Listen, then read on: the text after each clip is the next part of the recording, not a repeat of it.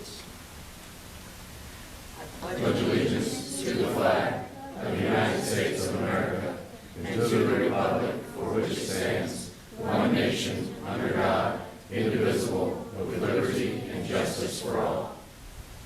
Thank you, Troop. I want to welcome those in attendance as well as those who might be watching on cable TV 7 to tonight's City Council meeting. The next item is the consent agenda. I have no request to pull anything. I will accept the motion for approval. Your Honors. Is there a second? Second. All right, roll call, please. Councilman Cabell? Aye. Councilman Levinson? Aye. Councilman Carter? Aye. Councilman Edmondson? Aye. Councilman Bowerman? Aye. Carried unanimously with Councilman Fowler absent. Next, we have a public hearing on rezoning of 708, 704 Southwest Walnuts. Your Honor, for this public hearing, RZ 8-12-3621, have one exhibit to read into record that includes a City Council information form with attachments, site location map, staff report with attachments, affidavit of publication, and examiner on September 8, 2012, application with attachments, and 185-foot notification map, names, address of property owners within 185 feet of the site, and copy of letters sent to said property owners, and these are all the exhibits I have to offer on behalf of the city. Mr. Allen, on behalf of the city. Thank you, Your Honor, members of the council.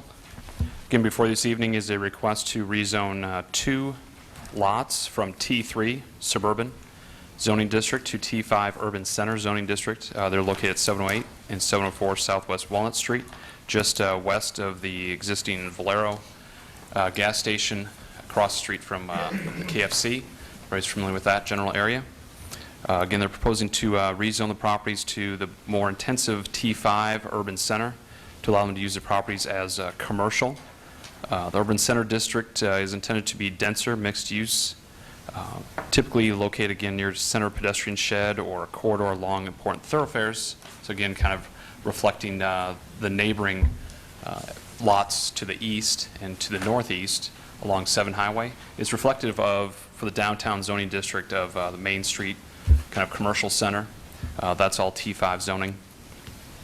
Again, after the Downtown Development Code was adopted in 2007, this zoning at these 2 properties was changed to T3. They were allowed to continue the commercial use as a legal nonconforming status. That has since become vacated. One of the properties is looking to kind of reestablish themselves as a commercial use, and therefore they're requesting to do so through this rezoning. The other property has been more of a continuous use of commercial property, and that is also kind of combining with this request. Again, 2 properties, 1 request to go to the T5 zoning district. The Planning Commission heard this at their meeting last week, September 24th, and they have recommended approval unanimously, 7-0. The Downtown Review Board also heard the request, and they confirmed that the project's the rezoning, that is compatible with the surrounding area and consistent with the downtown master plan. Any questions, Mr. Allen? Seeing none, thank you. Thank you. Is there anyone in the audience who would like to speak in support of? Or is the applicant here that would like to speak? Would you like to speak on the record? Okay. You would not? Okay, that's fine. Is there anyone in the audience who would like to speak in support of it? In support of? In opposition to? Opposition to? We'll close this public hearing. Anyone like to introduce it? I introduce it, Your Honor. Okay. First reading of Bill Number 4238, an ordinance rezoning property from T3 Suburban to T5 Urban Center. Move the bill be approved on its first reading and proceed with the second. Is there a second? Second. Discussion? All in favor, aye? Aye. Opposed, no? Second reading of Bill Number 4238, an ordinance rezoning property from T3 Suburban to T5 Urban Center. Move the bill be approved on its second reading and assign the appropriate ordinance number. Is there a second? Second. Discussion? Roll call? Councilman Levinson? Aye. Councilman Carter? Aye. Councilman Edmondson? Aye. Councilman Bowerman? Aye. Councilman Cabell? Aye. Carried unanimously with Councilman Fowler absent, giving it ordinance number 4415. Next, we have an appeal, the master alternate sign plan for Duncan Corner Walnut Neighborhood Market. Mr. Allen?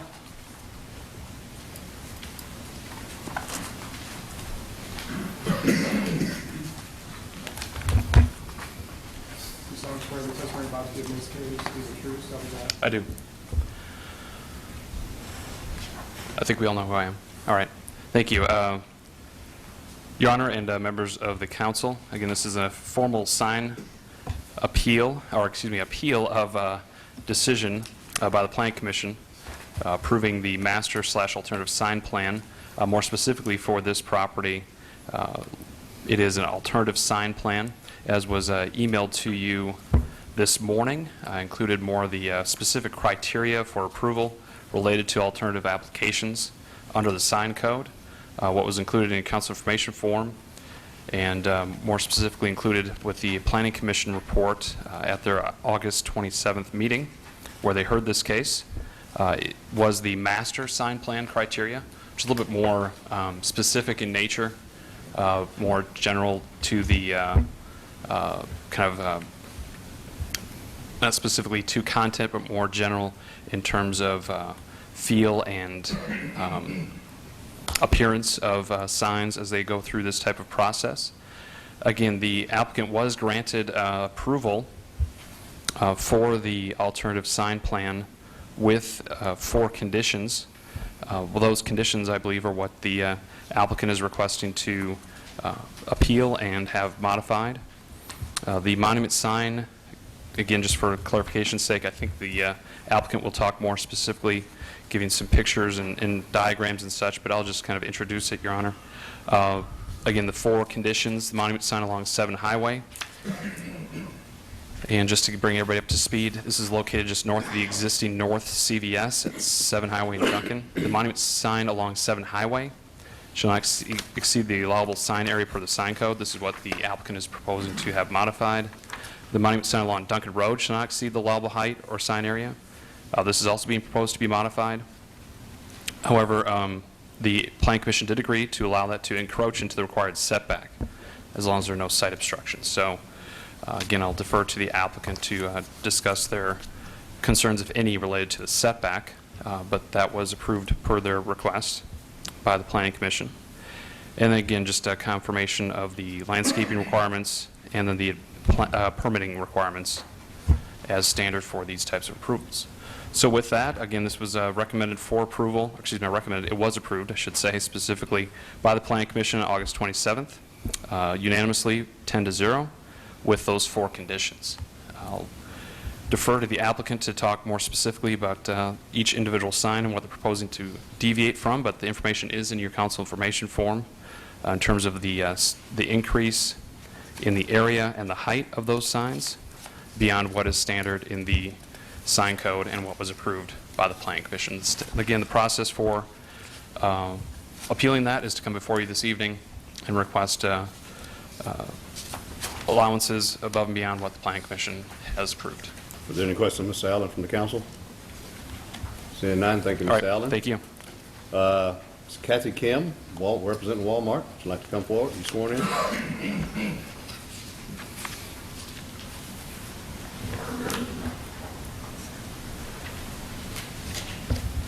You solemnly swear the testimony about to give in this case to be the truth, so help you God. I do.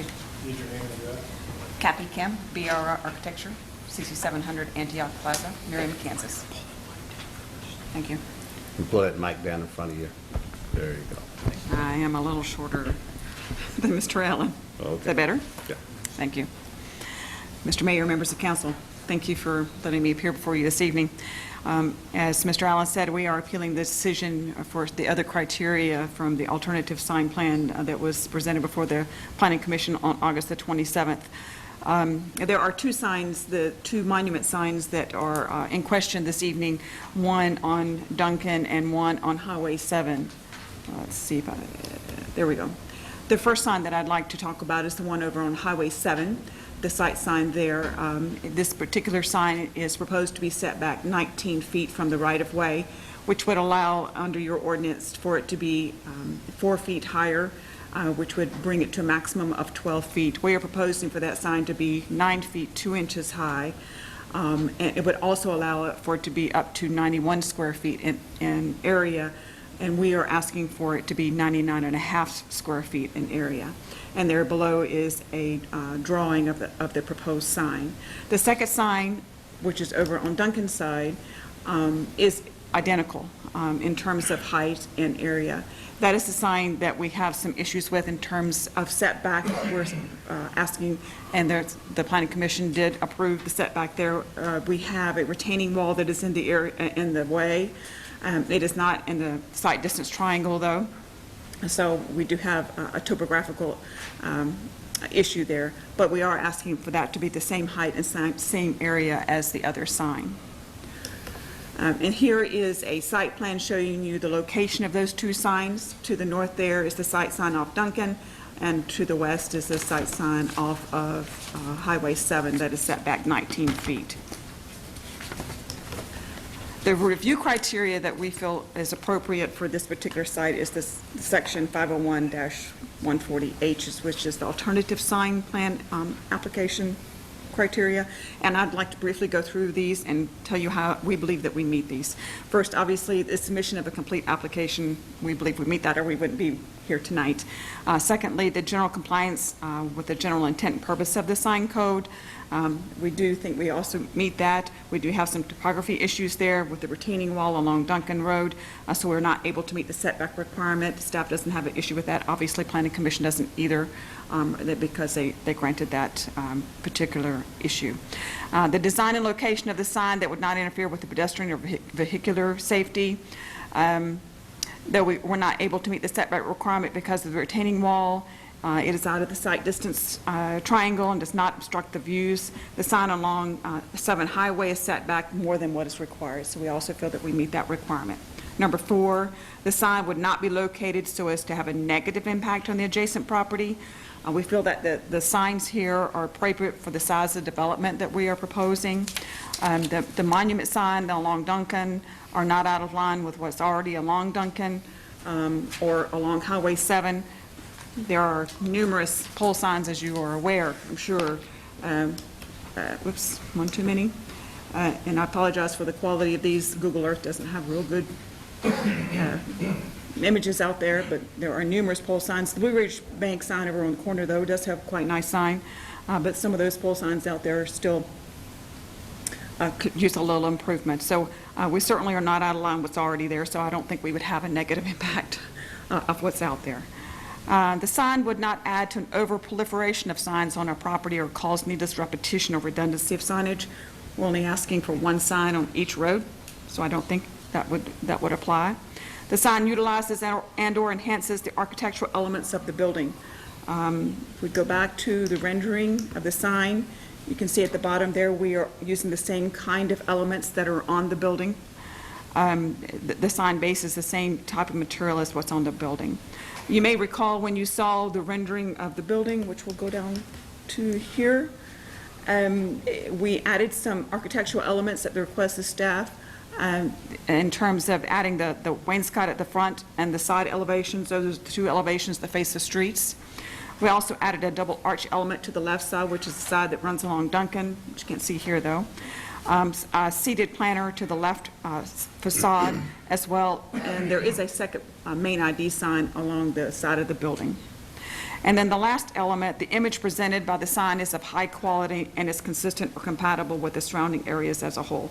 Well, obviously the Walmart signs, I think, are professionally done and are of high quality, in our opinion. And so those are the criteria that we feel are applicable in this particular case, and we feel that we meet all of those. And we'll be glad to go through the other criteria if you feel like it's necessary for the master sign plan, but we don't feel like those are applicable in this Are particular there questions case. of council, Ms. Kim? Any questions of council? Yeah, I have a question. Yes, sir. Do you have, you probably don't, or you would have already shown it to us, but do you have a rendering that would show what this sign would look like along Highway 7 so that we could kind of get a picture of that? I do not. Okay, Yeah. all right, thank you. Any other questions? Seeing none, thank you. Council, is there a motion to either approve or deny the appeal? I would move to approve. Is there a second? Second. Is there a discussion? No discussion? Roll call, please. Councilman Carter. Aye. Councilman Edmondson. Aye. Councilman Bowerman. Aye. Councilman Cordell. Aye. Councilman Livingston. Aye. Carried unanimously with Councilman Fowler absent. Okay, motion approved. That brings us to mayoral announcements. Tomorrow evening will be an exciting event downtown Blue Springs. It is the 14th annual National Night Out event, and it's going to be from 6 to 9. And so, would you like to expound on that, Chief? Well, the most interesting thing is we're expecting that it will not be 104 degrees like it has been in past years. This event was moved from the traditional August date to the October date for the comfort of people that will be able to attend, and we're hoping that, then that will help them health-wise in that. It's also down closer toward 15th. With the addition of the lumber area, we're able to have some extra area for vendors to set up and those kind of things. So we're excited about people coming, and we hope everyone comes out at 6 o'clock. Free food and lots of fun. Y'all heard that, those in the audience as well as those watching on cable TV. Free food. Come Your out and Honor. have some fun and learn a little bit about If I may, crime. Yes, you may. Sergeant Alan Kintz will be a special guest on my show tomorrow on KFKF at 6:45 promoting this event. We will have a packed city tomorrow then, I'm sure. Thank you for doing that. For those who never attended, I encourage you to do it. I do it every year, and it's a lot of fun. That brings us thought stupenda. Maya Angelou, and I quote, "If you find it in your heart to care for somebody else, you will have succeeded." End of quote. Don't have any visitors' appearance forms, so that would bring us to adjournment. Is there a motion? So moved. Is there a second?